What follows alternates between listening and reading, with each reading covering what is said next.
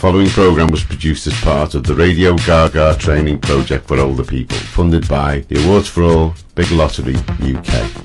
All presenters on Liverpool Community Radio have taken part in our volunteer training programme. This course is free and teaches people how to produce and present their own radio programmes.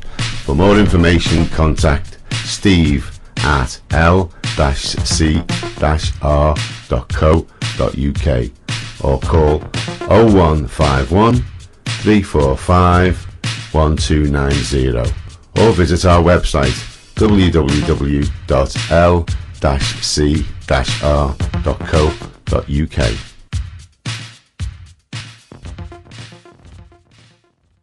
Interested in finding out what's going on in our great city and how you can get involved? Then stay tuned to People and Places with me, Pat Hughes. See you soon! Underneath his twitching nose, Grandad's beard grows and grows, touching all his wriggly toes. Grandad's beard is weird. It's full of food like fish and chips, bits of toast and apple pips, with strips of lettuce round his lips. Grandad's beard is weird. In Grandad's beard I found a shoe, a rocking chair, all painted blue, and fairy cats who'd caught the flu. Achoo, bless you, Grandad's beard is weird.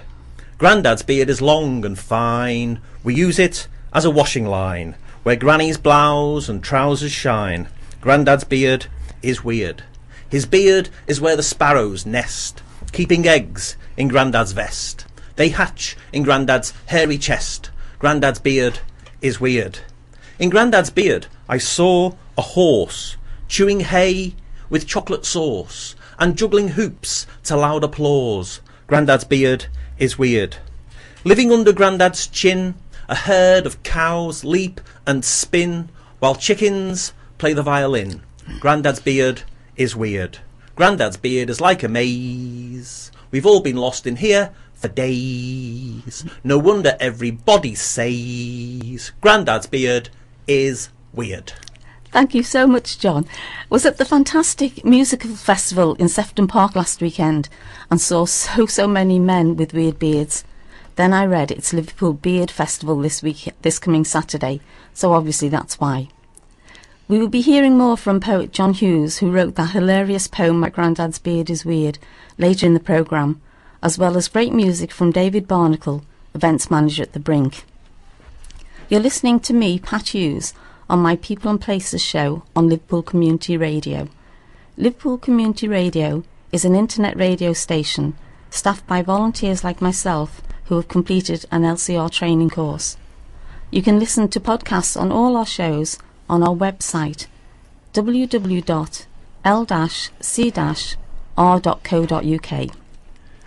Suggest you get a pen and paper ready to note the radio's details, and I'm sure when you've heard my guests you'll want to know their contact details too. Today on Pat's People and Places show, my guests will be David Barnacle, the events manager of the Brink. The Brink is Liverpool's first dry bar, that is, a non-alcoholic bar and restaurant. Yeah, a non-alcoholic bar, but believe me, they make the best cocktails. My favourite is the Bollywood Sour. It's delicious. You'll be surprised to know that one of the Brink's patrons is none other than Kate Middleton, the Duchess of Cambridge, who actually visited on Valentine's Day 2012. Wonder if she had a Bollywood Sour. Must ask David. Then later in the show we'll be speaking to my second guest, Pam Treble. Pam will be telling us all about the history of Croxteth Hall and the Friends of Croxteth Hall and Country Park. And finally to poet John Hughes. So now we'll hear a song from David.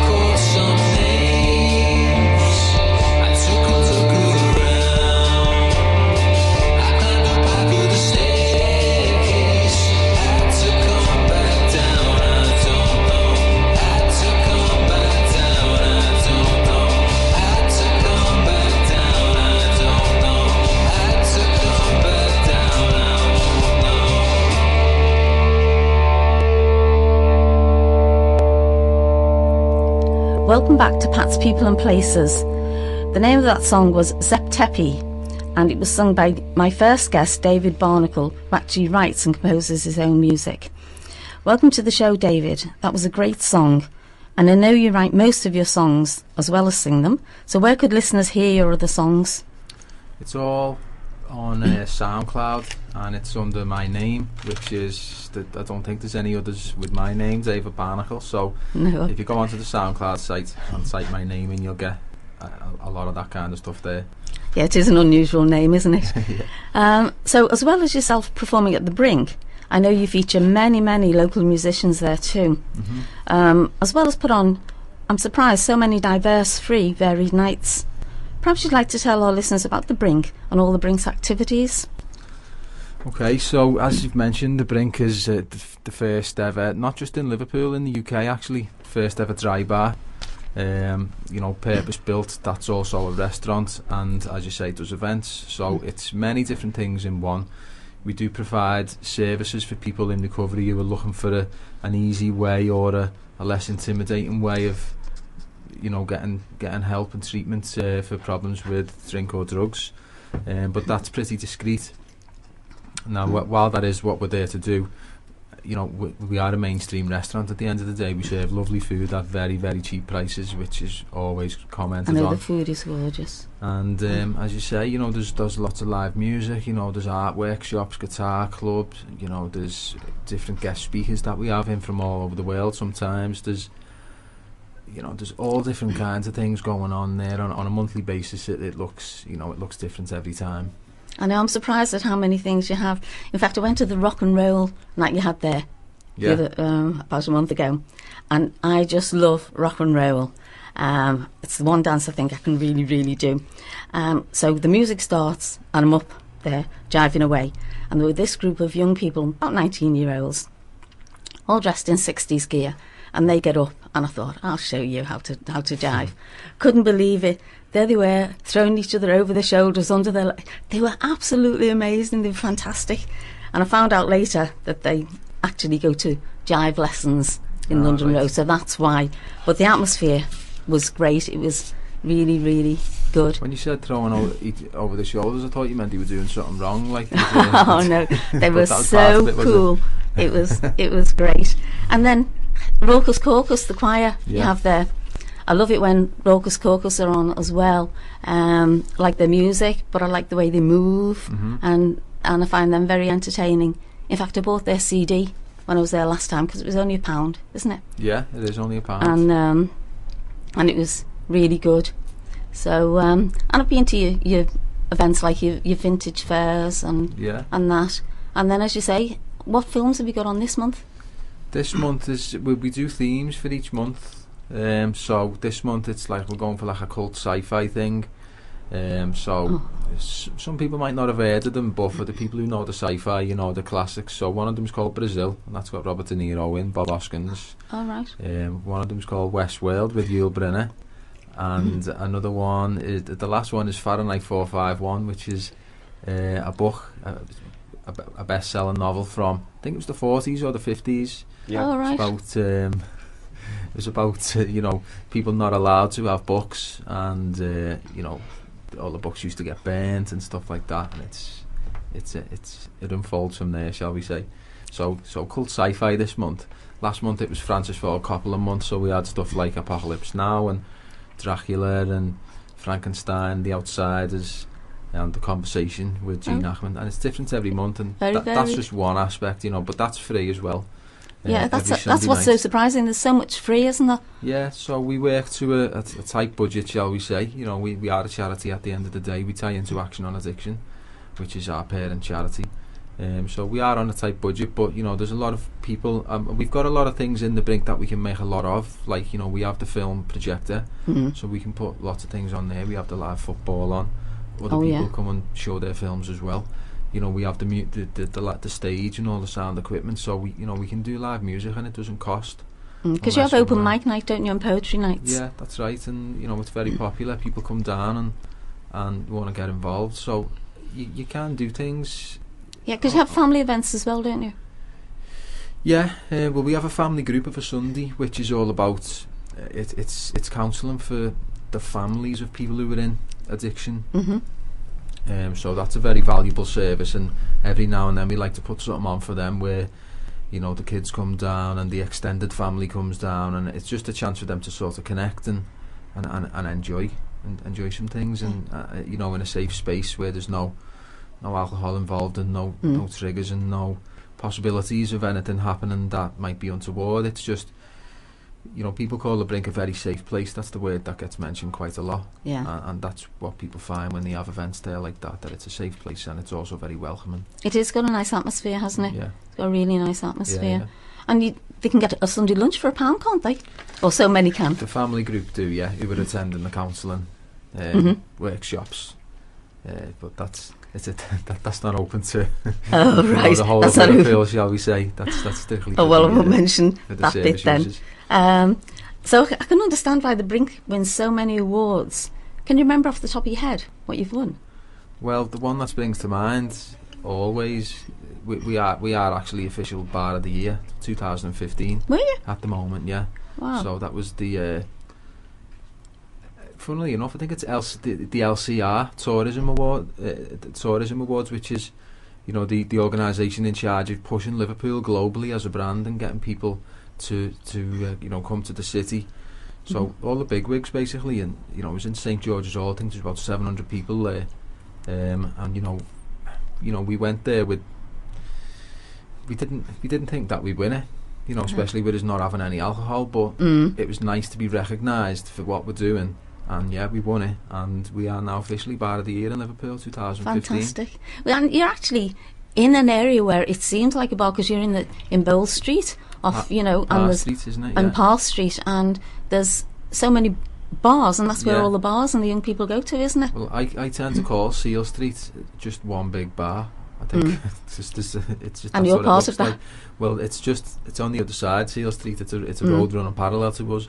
Park Street's a little bit more low key, and there's not as much footfall as like Seal Street, but that's soon to change, because Park Street, all by the Casimir and Wolstenholme Square, that's going to undergo some massive redevelopment soon and be a little bit more gentrified and accessible for shoppers, and I think that's going to have an impact on us in a positive sense. You know, there's going to be a lot more footfall in that. Good. In that street.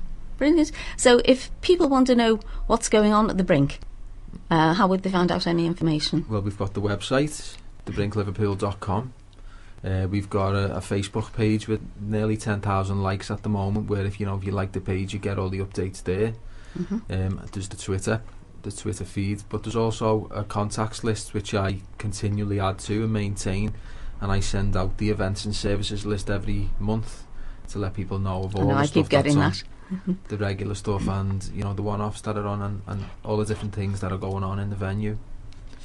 Brilliant. So, listeners, I hope you've got your pen and paper ready. Can you just say the website again, David? Or It's www.thebrinkliverpool.com, and if you want to email the Brink to be on the contacts list, it's info@thebrinkliverpool.com. Well, thank you very much for that, David, and I really can recommend the Brink for the cocktails and the best mocha. They also do that as well. So we're now going to play another song by David, and this one is called Meet Me on the Corner.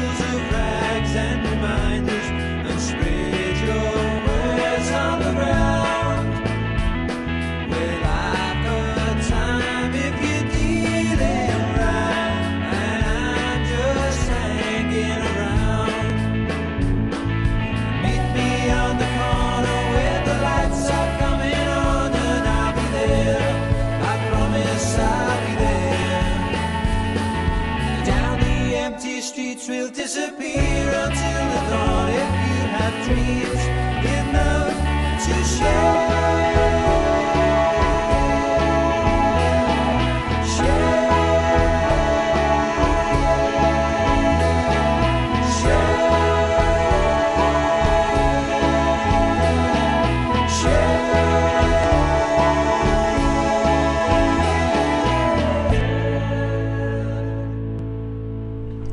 Welcome back to the show.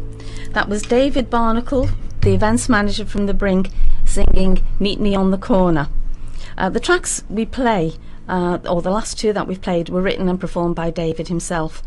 And local community radio only play non-copyright music, usually from local bands. Fortunately, in Liverpool, we've got many, many talented musicians. But just before you go, David, when you said you set email people with all the updates, you actually emailed me yesterday, and what you didn't mention then, which I've booked in my diary to come to, was the Brink's 4th birthday on Friday the 25th of September. Can you tell us just a little about that before you go? Okay, well, go with the obvious. It's as a result of us being there 4 years, so we're celebrating that fact. It's been 4 long but good years, and it's going to be a night of live music. There's going to be a DJ on until maybe the small hours. There's going to be some food there, and there's going to be plenty of people and a fantastic atmosphere. Once again, it's free of charge, so anyone can come down, and we really hope you do, and celebrate the night in style with us, for us being 4. What an offer. How could you resist taking that up? So mark it in your diaries, September the 25th, the Brink's 4th birthday.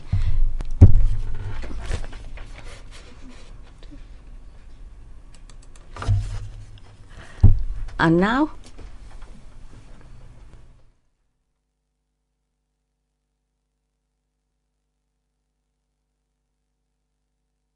interested in finding out what's going on in our great city and how you can get involved?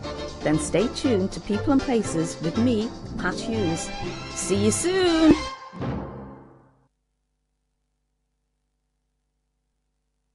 The following programme was produced as part of the Radio Gaga training project for older people, funded by the Awards for All Big Lottery UK.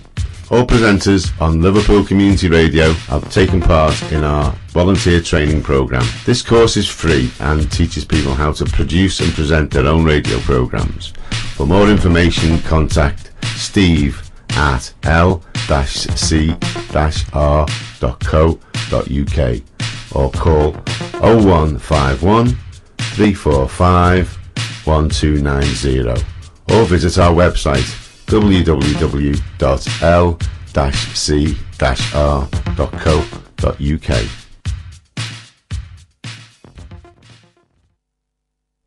Hi, welcome back. You're listening to me, Pat Hughes, on Liverpool Community Radio, an internet radio station staffed by volunteers like myself who've completed an LCR training course.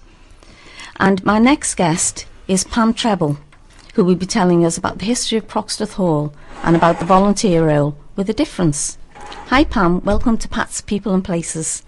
Hello Pat, nice to see you. And you too. I'm a member of Croxteth Hall Heritage Guides, and I've worked at Croxteth Hall for about 20 years now, voluntarily as a guide, in costume. We talk about the history of Croxteth Hall. It was built in 4 stages. We do have a Tudor part of the hall, a Queen Anne wing, an Edwardian wing and a Victorian wing, all having special features. I thought we'd start off with the wine cellar. That's fairly interesting. Oh, and yes, it's very, especially after the brink. Yes, it's very, very spooky in there, very dark. Everybody feels there's a ghost in there. But that was where the wine was stored. It was brought over from France. And the beer was also stored outside. They had a brewery as part of the hall. We had to have a brewery because nobody was could drink water. It was too dirty. Water came from ponds and rivers or whatever, just didn't know what there might be in water. So everybody drank beer, so we were allowed to have 8 pints of beer a day over the day. Very 4 good meals and 8 pints of beer. Even the children drank beer, and babies were reared on beer. They were weaned on beer with bread, which is interesting, I think. Yes. We also have some very interesting kitchens. We have the servants' hall where the middle class servants had their meals in silence, men on one side, women on the other.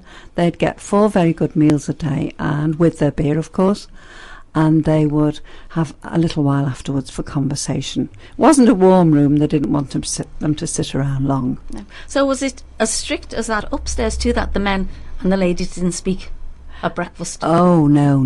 The family could discuss and talk whatever they wanted to, but they would be very careful that the servants wouldn't hear about it at all, In the breakfast room, Lady Sefton sits with her sister, and she's served by the butler, and he allows them, he goes out so they've got free time to talk amongst themselves.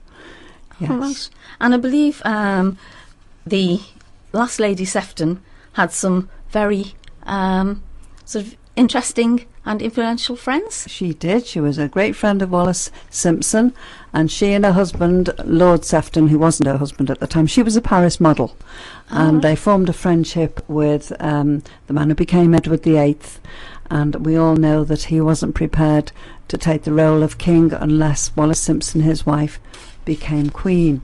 And for that reason they stayed friends with the Seftons over the years, rather secretly, really, and the Seftons were not really welcomed at court for that reason. All right. So after breakfast, what would the ladies and the gents do? Well, they could all go out hunting on their horses and probably have a picnic lunch. If the weather was kind. If it wasn't, the ladies might sit outside, have a walk, do their embroidery, gossip, spend time prepare for the evening, where they'd probably be having a dinner party. There was a table in the dining room that seated 50 people, and it would be served by gentlemen servants only. Ladies were not allowed to serve at this table.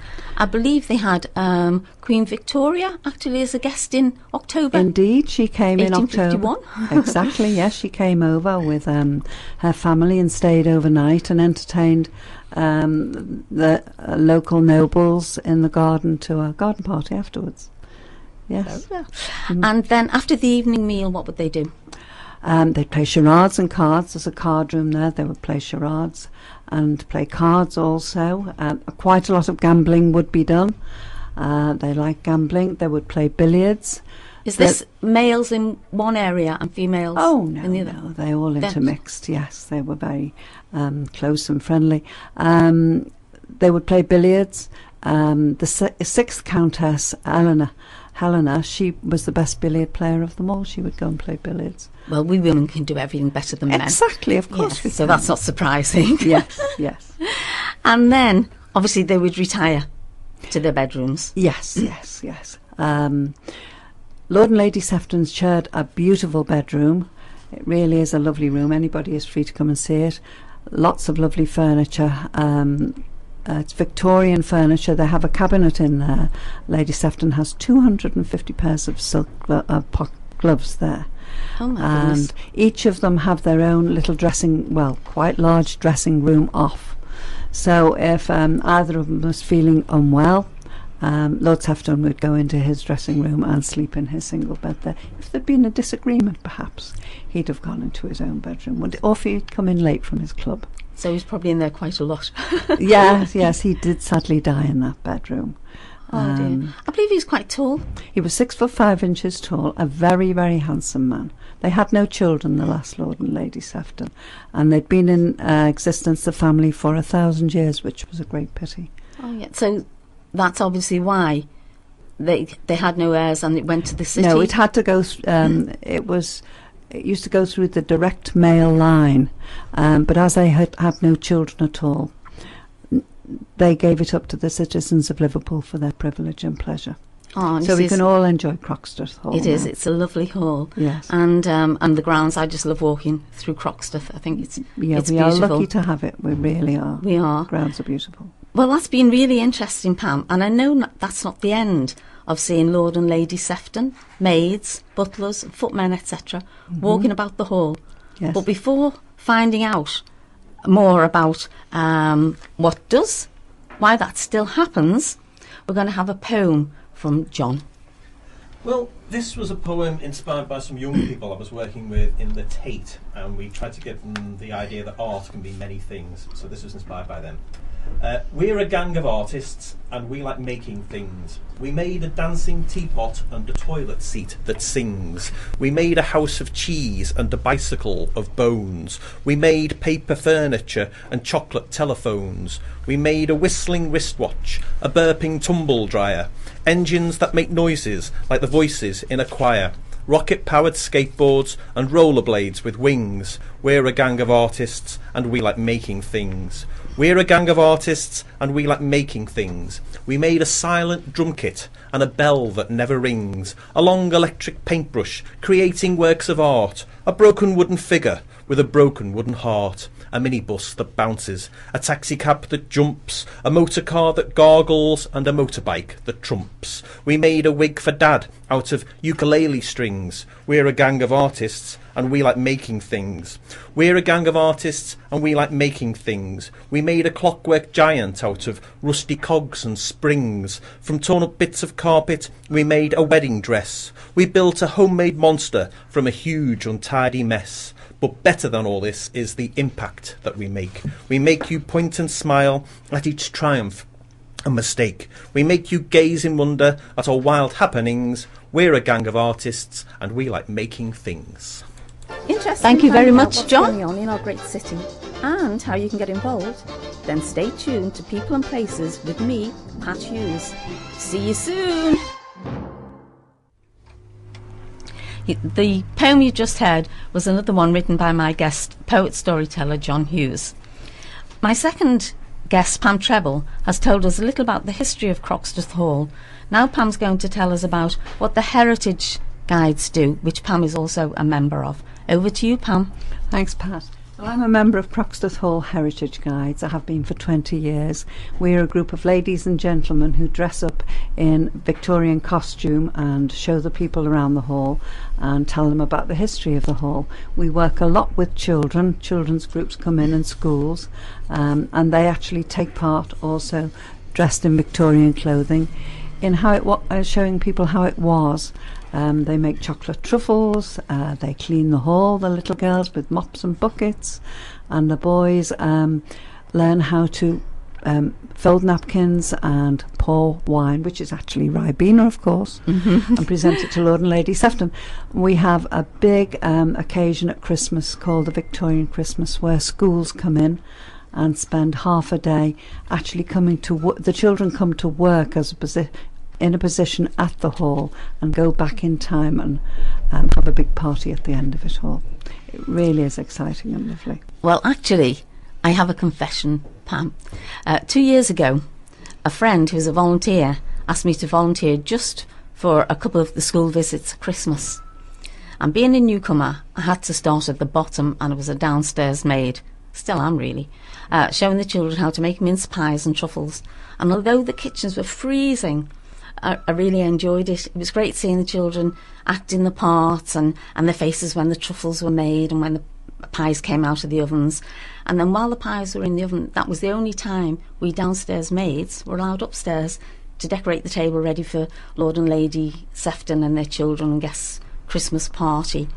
But I thoroughly enjoyed it, and what I liked about volunteering in that way was that it's up to you whether you just do a few hours, you do one volunteering role, or you go a couple of times. So it's not that it's set times, and I think that can appeal to quite a few people, that they don't have to do it at set times. So again you need males as well, don't you? Because we need the footmen and the butlers. It's not just for the ladies. So if people are interested in being a volunteer with the Heritage, find out information, they can give me a ring on my telephone number.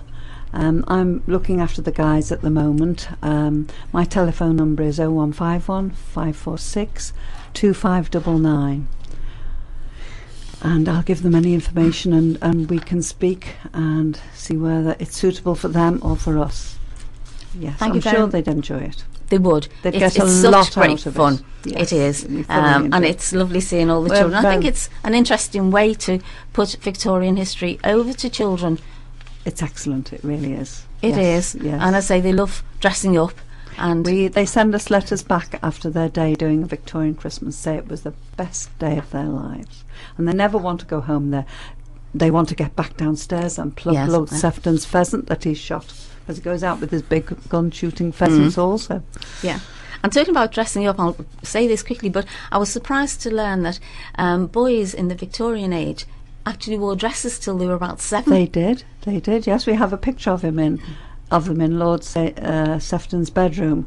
You look at a picture with a horse and 3 or 4 little girls playing with the horse, all dressed in little dresses.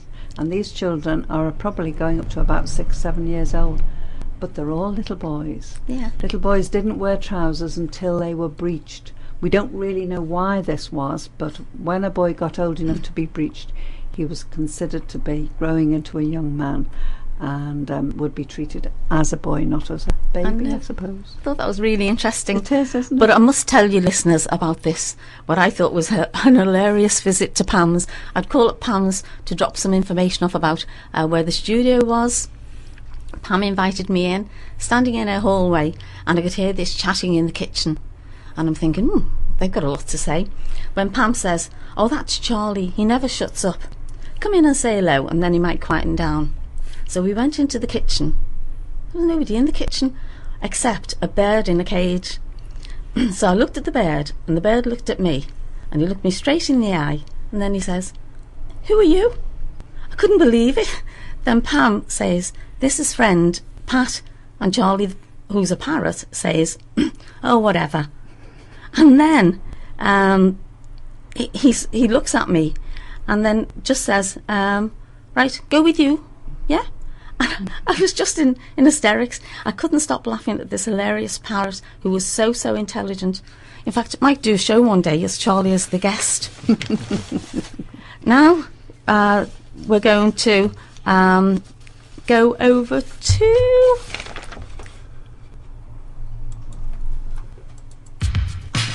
The following programme was produced as part of the Radio Gaga training project for older people, funded by the Awards for All Big Lottery UK.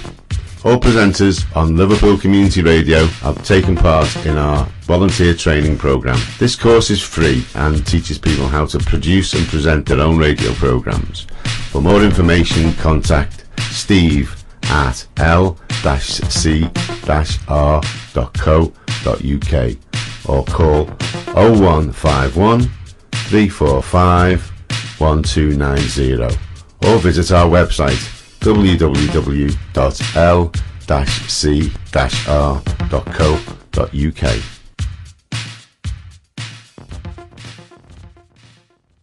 Interested in finding out what's going on in our great city and how you can get involved?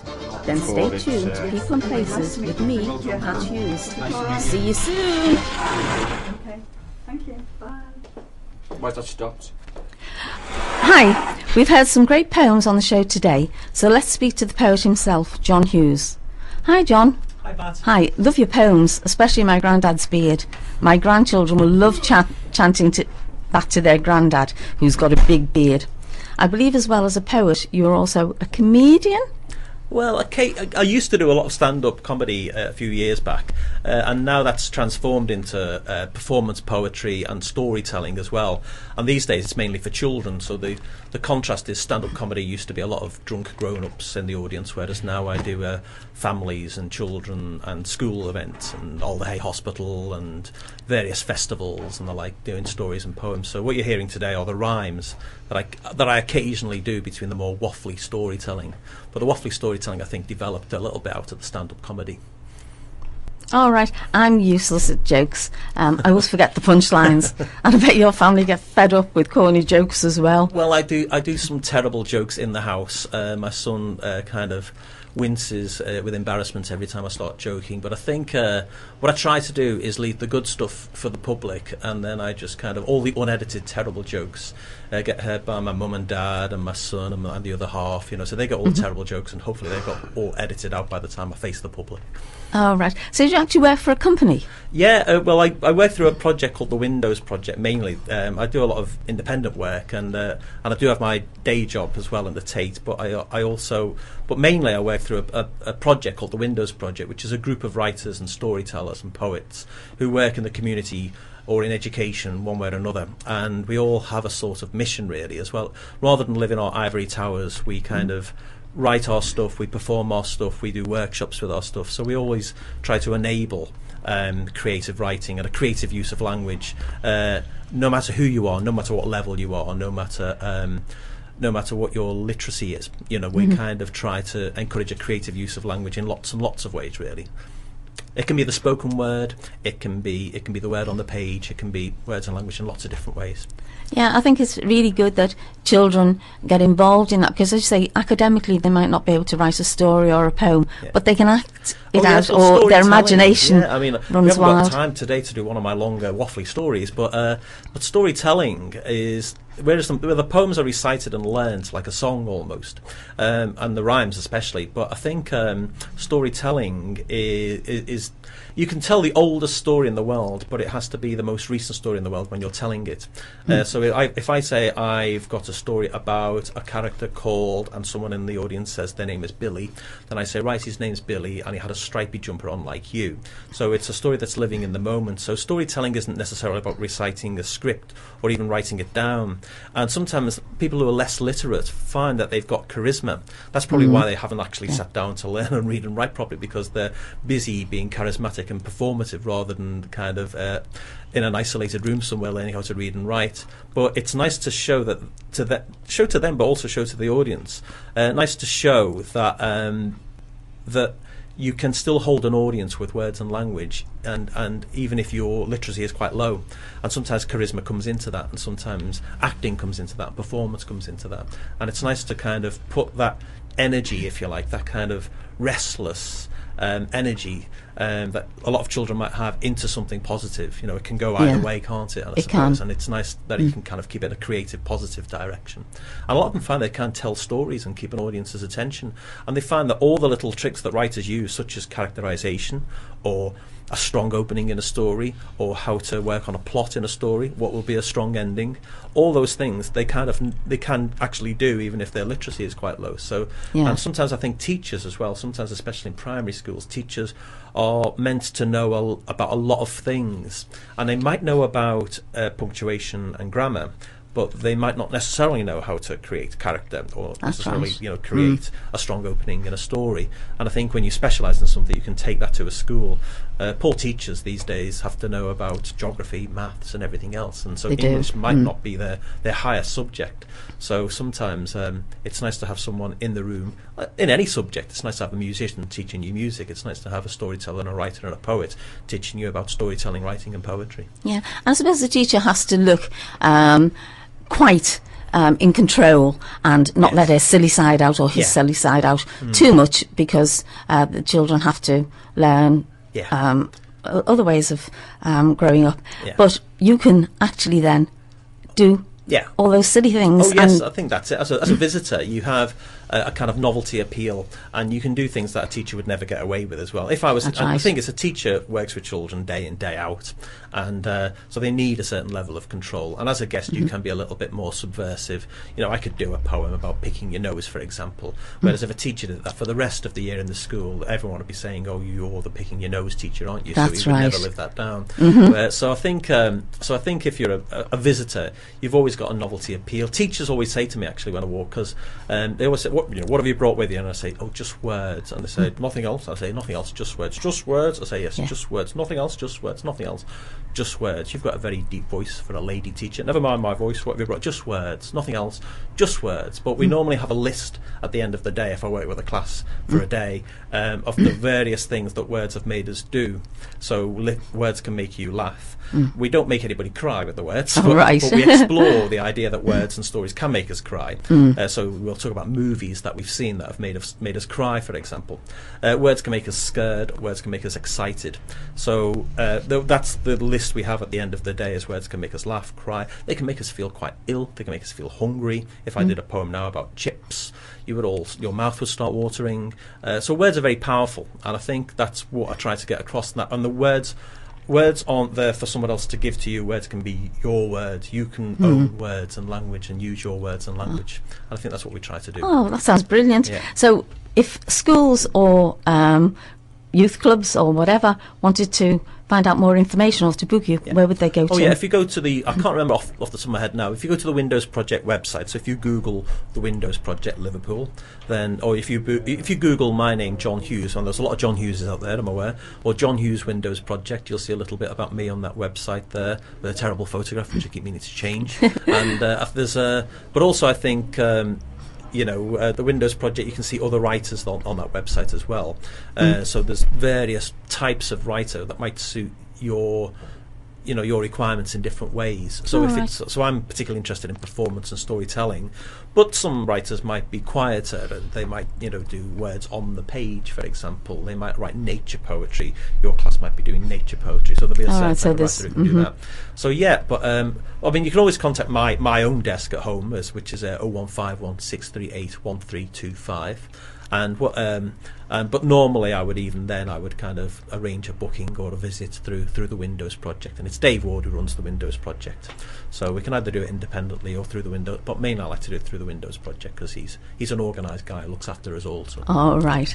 Well, thank you very much for that, John. And I know you also work at the Tate, so I'm not going to ask you too much about the Tate and what goes on, but just tell me what exhibition is on at the moment? Oh, it's the Jackson Pollock exhibition on at the moment, one of the most famous painters of the 20th century, and maybe showing a side to him that people are less familiar with which is his black paintings. And it's like the poem I did earlier about We're a Gang of Artists, that art can be many things, just as music or anything else can be many things. So I'd go in there with an open mind, I would recommend. Oh, talking about an open mind. My husband loves art and I love photography, so we did actually go and see that exhibition, which I thought was good. But my husband, when it comes to modern art, we shouldn't go to the same exhibition. He's so critical that after 5 minutes of his opinionated remarks, I have to tell him to get lost and go to the cafe. And probably now you're wanting to have a coffee as well. So thank you so much for Pleasure. being my guest. Yeah. And your poems have been great. especially my granddad's beard. Just love it. And in fact, perhaps you could just do one more poem for us before Well, I you go. won't do the one about my cousin called Kelly, who can do tricks with her belly. When it gets fuller, it changes colour and shows you what's on the telly. So I'm not going to do that one. And I won't do the one about, let me see, someone called That sounded Shirley, good. whose nose is long and twirly. Went out on a date. She's 5 minutes late, but her nose is 10 minutes early. So I'm not doing that one either. I know someone called Fred, who lives in a house made of bread. He had a bad feeling when eating the ceiling. The toilet fell onto his head. I'm not doing that one either. Which one would you like? I've been driving myself from the bend, writing rhymes that don't have an end. It's not my fault, they just come to a halt. They sound absolutely brilliant. You definitely have got talent. And thank you so much, John, for coming along today. Pleasure. Well, I'm sure listeners have enjoyed all our guests today, or I hope you have. You've been listening to Pat's People and Places on LCR Radio. Liverpool's Community Radio is an internet radio station staffed by volunteers like myself who have completed an LCR training course. You can listen to podcasts on all our shows on our website www.l-c-r.co.uk. And now I'd like to say thank you very much to David Barnacle, the events manager of the Brink, Pam Treble, member of Friends of Croxteth and the Heritage Guides, poet storyteller John Hughes, and don't forget, listeners, to visit the Brink's many events, especially their 4th birthday on Friday the 25th of September, and taste their fantastic food, followed by one of their delicious cocktails. Book poet storyteller John Hughes through Windows Project and visit the Tate's exhibitions. And for those looking for a unique volunteering role as a downstairs maid, a butler or a footman, contact Croxteth Park. That's the end of my show for today. Hope you've enjoyed hearing my guests, their music and their poems. Bye for now. The following programme was produced as part of the Radio Gaga training project for older people, funded by the Awards for All Big Lottery UK. All presenters on Liverpool Community Radio have taken part in our volunteer training programme. This course is free and teaches people how to produce and present their own radio programmes. For more information, contact Steve at l-c-r.co.uk or call 0151 345 1290 or visit our website www.l-c-r.co.uk.